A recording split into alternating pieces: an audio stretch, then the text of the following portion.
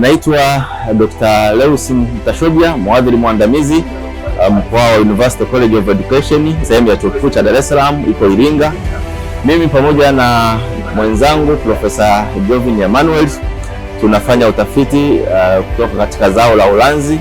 Ulanzi ni kinywaji kinachopatikana kutoka kwenye miti inayoitwa mianzi, na hii miti inapatikana mikoa ya nyanda za juu kusini, na tunafanya utafiti katika zao hili kwa lengo la kuliongezea thamani. Ni kinywaji ambacho kimeendelea kutumika kama pombe kwa wenyeji wa ile mikoa, lakini thamani yake imekuwa chini sana.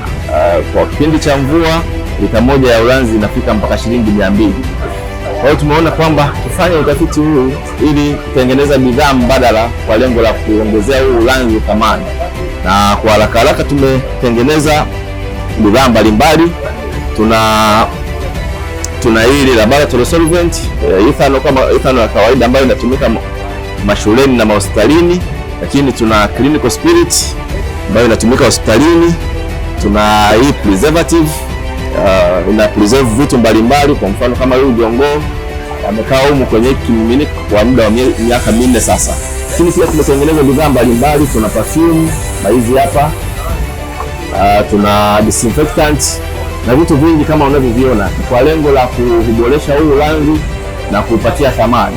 Kwa hiyo ninawakaribisha wananchi wote waje wajionee bidhaa zinazotokana na hili zao la ulanzi kwa lengo la kuongezea thamani.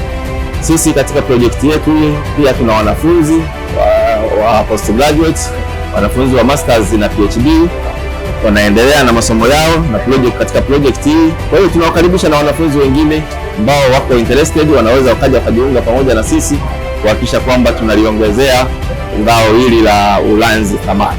Karibuni sana.